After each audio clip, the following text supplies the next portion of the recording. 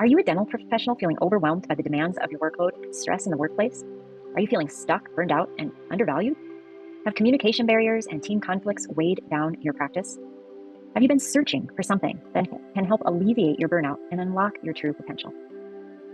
Well, we know how you feel because we felt this way once too. As long-time dentists and professional life coaches, we're here to tell you to look no further. Refresh is here to give you access to key resources, tools, and the support you need to restore, renew, and revitalize yourself so that you can experience true well-being, both in your professional life and in your personal life. That's right. So join us on an incredible journey full of growth and fulfillment like no other. Welcome to Refresh. We're happy you're here. Are you a busy dental professional looking for more success, balance, and joy in your life? Join us as we go behind the mask with Nithya Karia, a lifestyle coach who helps busy women release their stress and exhaustion using 5 simple habits. We'll be discussing joy as the vehicle for success versus the outcome of success. Also boundaries and how to microdose happiness to maximize life. If you're a dental professional looking for tips on defeating stress and achieving success, you won't want to miss this episode. So tune in now to the Mint Door podcast as we go behind the mask and learn Nithya's remarkable journey and her secrets of success. Hey everyone, here we are welcoming Nithya Karia to Behind the Mask podcast today. Nithya, thank you so much for being with us, and I can't wait to get into this conversation with you. Thank you, Laura and Karen. I'm really excited to be here today with you guys. Fantastic.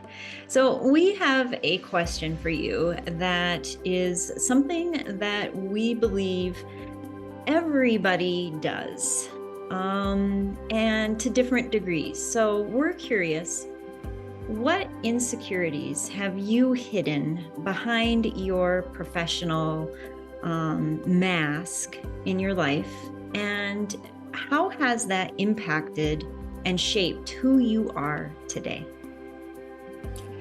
That is such a beautiful and thought-provoking question.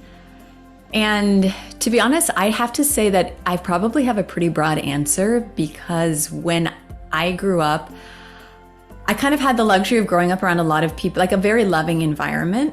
And it also meant for me, the way I kind of interpreted that is that people thought really highly of me and really believed in me. And they were really amazing people. Like in my mind, they were just these giants that had accomplished so much and people loved them and they were part of the community. Just, they really checked all the boxes. And so when I started kind of stepping into my own and whatever that meant, right, whether it's school, like elementary school, right, all the way as we keep going, I think I really linked my work with my worth. And so everything really that I did, like all of my achievements, were in some way, shape, or form kind of hiding all of my insecurities. It was almost like everything, I was always proving myself. And, later I would realize it was mostly just to myself, but it was all of the things that I thought that I wasn't. In that sense of having people that around me that I really looked up to, that I knew other people looked up to, they really just set in my mind this marker that this is what confidence looks like, success looks like, kindness, generosity, like all of the things, that we look for to figure out where we are kind of on this spectrum. And so kind of, when I went into work, that whole thing of getting good grades, getting degrees, doing all of the, again, checking those boxes of achievements that says, I think for a lot of people, at least on paper, right, that, okay, well, if I can do this, then it means I'm this. And so for me, and as I went, and, I had a few different career paths. I had a legal career path, and then I became a fashion designer. And then, later on in life, I got into coaching. But really, each of those levels when I went into them, it was I could be really excited about the learning process and getting into it. And then as soon as I would, apply for that job or show up for work every day, there would be this sort of low grade anxiety of somebody just realizing maybe that maybe I'm not that great. Maybe I didn't deserve the job. Maybe I wasn't going to get promoted and I was just going to stay at this low level. And then everybody in my family that was so excited for me and so proud of me was going to be like, oh gosh, for me, it was almost like waiting, like that was going to be the proof. That was going to be the job or the event or whatever that really said that confirmation for what I thought I wasn't. And I really think it just took me so many years of like, well, what I spent the first many decades doing was just, instead of trying to figure out, right, like, oh, these are my strengths and I show up in this way, it was very much like, I'm going to be that person. And I really felt like this kind of quilt of a person. I was so good at really learning from other people and just like observing and then kind of absorbing, I think, that like, even if it didn't necessarily feel like me, I could say, oh, okay, well, that person kind of does this in social situations. This person seems to feel, really comfortable taking tests or showing up in stressful situations. So I can do that too. I'll just tell myself that I can do it and I'll just show up and I'll just say that I can do it. I guess it's a little bit like that fake it till you make it kind of feeling. And that's really how I felt like I just kept going and going and going until I just couldn't go anymore. I love the analogy that you made with the quilt. And just taking pieces of everybody else and trying to build this person of who we are, right? Yeah. What was that moment where you couldn't wear the quilt anymore? Well, I think I started becoming a parent was a really big turning point for me, because I really started to kind of have this kind of awakening that if I was going to be teaching someone and caring for someone, I was also really conscious of what I didn't want to pass on. And I think a lot of that came just because, like I said, I kind of had this low grade daily anxiety that was just like, over like any little thing. And it wasn't debilitating, which I think is always like the deceiving part. I think so many of us, maybe we know people or we think about like anxiety only on the level of when it stops us from being able to do something. But I think, as somebody who is really driven, who is still really driven, I feel a difference, like the before and the after of how I show up and how I, even what I go after. And so for me, it was just this point that started, I think, when I, was pregnant with my son, my first child, of just really wondering, gosh, all of these things, like I had a lot of really wonderful parts of childhood. And then there were also things I didn't want to pass down, different ways I wanted to parent and just show up and just really it was almost like I took my role as a human more seriously when it was because I was showing up for someone else. It was almost like I wasn't quite enough of a reason to be like, to work through some of that stuff, but my children were. And so I went through that. And really this kind of slow evolution. And then I really hit a kind of like wall, I guess, when it came to the whole thinking process when my kids were pretty little still. My husband biked to work and he was actually hit by a car on his way to work. And so at that point, the kids were both, I think, under 6 or 7 and, kind of starting school. And I had started working again with another startup as a co-founder, and I was really just working like it. Anyway, so many things just got cleared off of my plate because I said, what, I have to take care of my husband.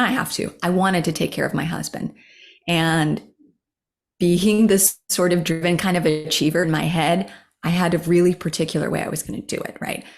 I wanted to brew all these herbs. I had to do everything naturally. I was going to do everything myself. And people offered to help, but I was not really in like the emotional space, I think, or the mental space to even accept the help at that point. And so when I started coming out of that and just having all of these, like, I don't know, I always say it's kind of like like from Scrooge, the ghost of Christmas future, when he comes to visit. And it was like, it felt a little bit like my life just got put on fast forward. And I felt like, gosh, if my whole life ends up being just this, this checklist of things, okay, my kids go to a great school, I do this, my husband does that, we live here, on top of just this idea that if I just focus everything on giving, like I I just felt like I wasn't receiving nothing. My cup was just never getting full because there was always something, right? Or even if I had planned to do something, it just gets knocked down the list. Or,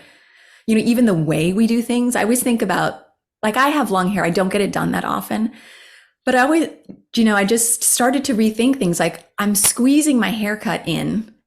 It could be a joyful experience. I do it like twice a year, and I could take that time for myself. But like I found that I was doing it, okay, well, I've got 45 minutes here and it's right by the school. So I'll go to this place, I'll get it cut and I'll watch the time instead of like just relaxing and enjoying, right? Like all of the things, it just really got my wheels thinking of what's the point, right? Like, what am I doing all of this for if I'm missing the whole thing that everybody kind of promised me, I guess, right? That happiness, the fulfillment, the peace, I guess, maybe even the actually getting that carrot that hangs in front of you of feeling like really being able to say like, what's enough? Maybe that's it. Just having an answer for that question so that I could go after things, right? I could shoot for the stars, but it wasn't going to mean, it didn't have a connection to my own worth. Like I was doing it because I want to contribute. I want to serve people. I want to, it brings joy to me. Whatever it was, that there was an answer outside of really connecting to my value as a human.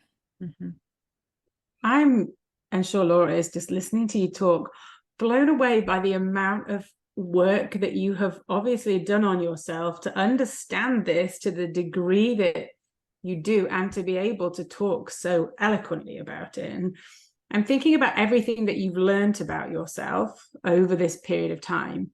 If you were to go back to be able to talk to the Nithya of however many years ago when she was right in the middle of that process, what would you be telling your younger self, knowing what you know now? I think, Karen, like one of the biggest things is that it actually does matter what you believe, like what you believe about yourself.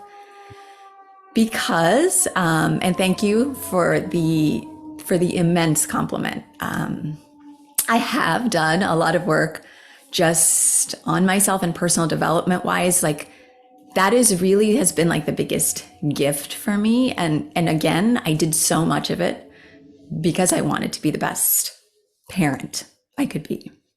So I think really that understanding that like all of the things that I tried to do, right? It was like I just kept asking myself the question. And so if I could have given myself the answer, right? That belief, that knowing that I am, fill in the blank, whatever it is, even if it wasn't like the end result, right? Like I'm not perfect. I can always, I'm always finding ways where I can be better. I could be more patient. I could be more this. I could be more that. But just to know where I lie, like on the spectrum, right? So that I know, because I really felt like everything that came into my world, like externally, whether it was a compliment, a comment, a remark, whether it was unkind or kind, really, it just made me question. Like, oh, is this person telling me that, I'm not generous enough? I'm not nice enough? Is if I didn't get that, I didn't get into my, the first college, my first choice college. Oh, does that mean that I'm not smart enough? Does that mean I'm not going to be successful? Right? Everything that the outside world kind of communicated to me, I thought it was an answer of some kind. So I think, really just recognizing that that's an internal battle and it has nothing to do with anything outside of me. It's just really, I think, to understand, right, that the believing in yourself is kind of an all or nothing game. We either believe in ourselves or we don't, because I think the waffling is a sign, right, that we kind of lost the faith in ourselves. Mm-hmm. How does somebody who is maybe not in their life done much inner work on themselves, or they listen to you talk thinking, oh my goodness, I wouldn't know where to start, what would be the simplest step for somebody to take that they could just begin that process and dip their toe in? Yeah. it's funny how simple the whole process, I think, really can be as a starting point, like that first domino. Mm-hmm. And I always say it, it wasn't until I prioritized feeling good that I even realized how often I felt poorly, whether it was tired, exhausted, whether it was, just being unkind to myself, driving myself hard, right? I felt like a lot of the things we believe are not necessarily things we believe. So I like to, I call actually this first step just microdosing happiness. And it's just the pause of being able to ask yourself, how do I feel right now? And it's just a simple, pretty much answer. I feel good. I don't feel great. And then just being able to make a different choice and saying, okay, how could I feel just a little bit better? And just being able to offer ourselves, I think mostly that self-compassion starts to, it slowly but surely starts to become your habit. And so, I say this all the time, I don't think we're ever going to get rid of, and I don't even think it's the point to get rid of the, some of the parts that we kind of demonize about ourselves, the fears, the insecurities, the anxieties, the stress that kind of we create, but just being able to connect with them and realize they're just offering us information. And so when I ask myself, how do I feel right now? And then I say, okay, well, what could I do to feel just a little bit better? Mm-hmm. It starts to do the work on ourselves just because the answer matters, I guess, right? Is that we care enough to ask that the answer matters. Mm-hmm. I love that we care enough to ask. I mean, because I think a lot of people don't slow down enough to even ask. And they think how they feel is because of just external things outside of their control. One thing you said that really stuck a chord with me is that you decided to do this work when you brought children into the world because they were worth it, but you weren't worth it up to that point. Yeah. And I identify with that, and I bet a lot of people do as well. Like we always want to be better for the people that we care about. How does your thought of joy being the vehicle for success versus the outcome of success, how does that relate to maybe the fact that doing this work for you is ultimately the number one goal? Yeah. So I think for me, like, again, one of the things that when I look back and I saw what I was doing, in another version of myself, was that like all of the things that I wanted. I guess this is something I really could only see after I started asking myself and started feeling better consistently and seeing that I was able to do that for myself. I didn't need, when I kind of took responsibility for my own feelings, like my own kind of emotional state, and stepped off that emotional roller coaster. Because I did grow up with a lot of pleasing and that feeling of walking on eggshells and being so concerned with making sure everybody else was happy or was feeling good. And so much of that, putting myself second came because I think I was just always putting somebody else in front of me, because I thought it was important. I thought that meant something about me. Again, if you're happy, that means I did my job, right? It was it's an impossible burden to carry for any of us. And so when I started to feel better, the interesting that I found was, as somebody who was I just had some more awareness around achievement actually being something that brings me joy. Because when I was kind of in that burnt out, hit that wall phase, I thought, God, maybe that's not me. Maybe I don't need to do all of these things that I'm doing. But the truth is that it brings me so much joy to care for my family the way I want to cook fresh meals, to be present. Like, I homeschool my kids. So to, make that choice is really intentional, but it has nothing to do with, what anybody else thinks, because definitely all people do not agree with me. And the same goes for even my career goals. And so when I started prioritizing my joy, all of the things that I worked so hard to do, to have, to believe about myself, they were the natural byproduct, honestly. So it was like having this one goal of joy has actually helped me achieve more than I even thought was possible. So it's like I've expanded I almost don't have a ceiling. And I don't mean that in an egotistical way of saying like, oh, I could do anything in the world.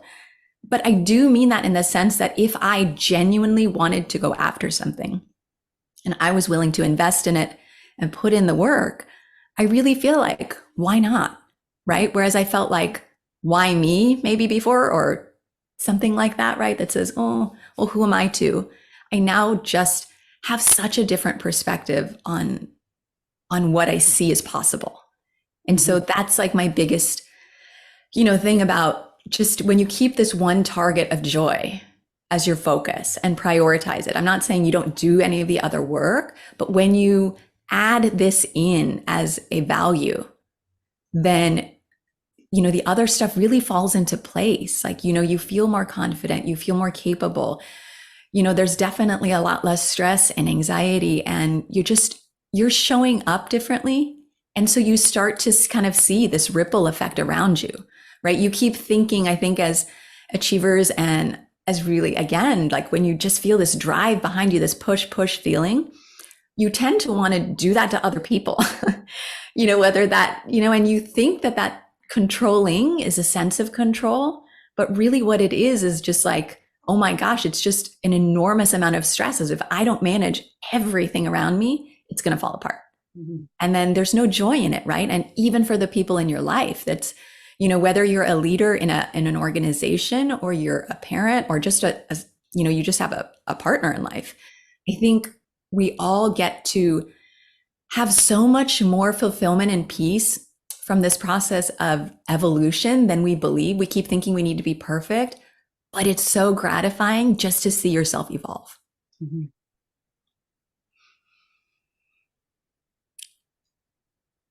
Is all I have to say.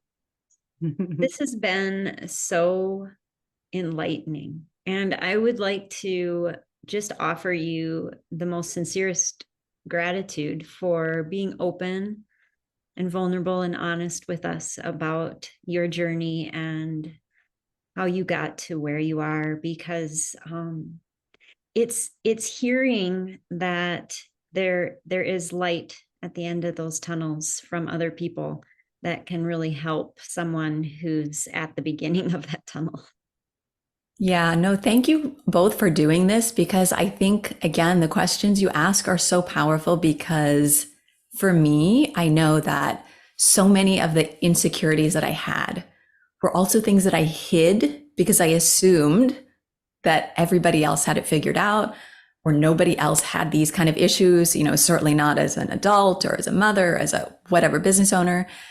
And I really do love that you're supporting sharing this, because as I have shared, I do feel like I have connected more with people, because it's weird. Like, I think that our strengths are really our unique things. And those are the things, we don't want to hide them. And the pain points in our life, the struggles and the challenges, they're really the common threads that I think that we share with other people that connect us, because our strengths are unique, right? They're our personal gifts that kind of get mixed up with, our personality and how we show up and how we choose to contribute. But the tough stuff, I think the beauty of the tough stuff is that everybody, experiences it. There's no one who's had a perfect life.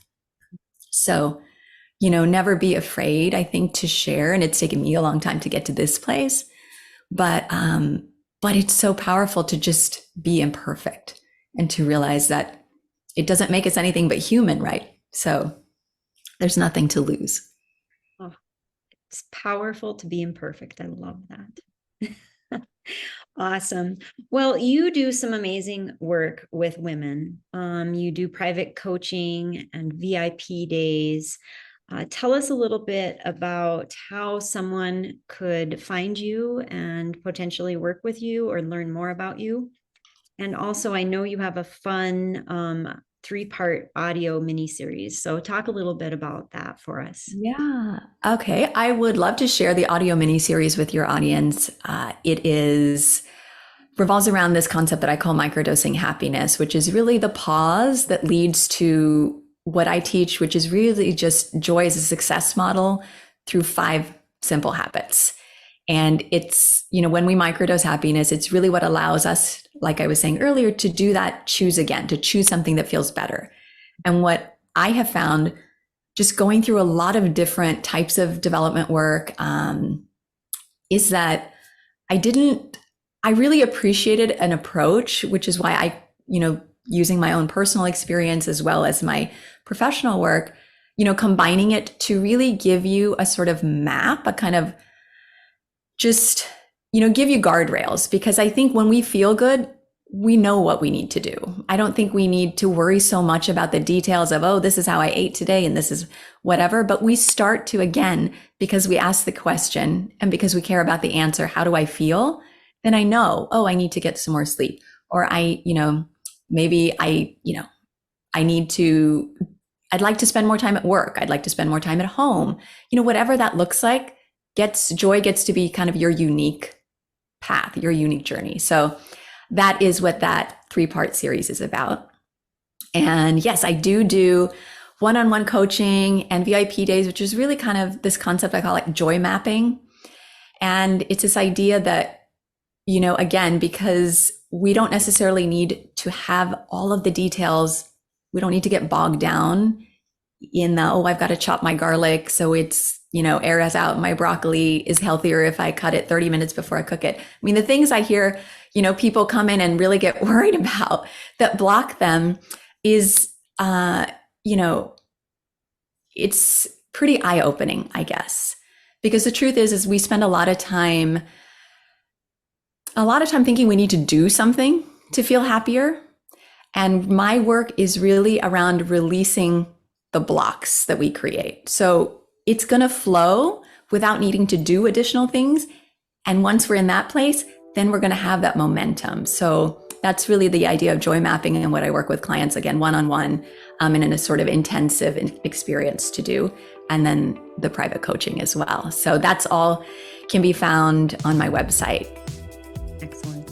Oh, that sounds so fun. And just so you know, listeners, we're going to have all of the details in the show notes so that you can just click and find out more about the audio mini series, the private coaching, and VIP days. So once again, thank you so much for sharing your journey with us and inspiring our listeners to think about joy, ask those questions, pause, and know that we're all in this together. Mm-hmm. So thank you both so much for having me today. This was fun. Yes, it was. So good. Yes. Thanks, listeners. We adore you, and we hope you found some encouragement today. We'll be back shortly for another episode of the Mint Door Podcast. Bye. Bye.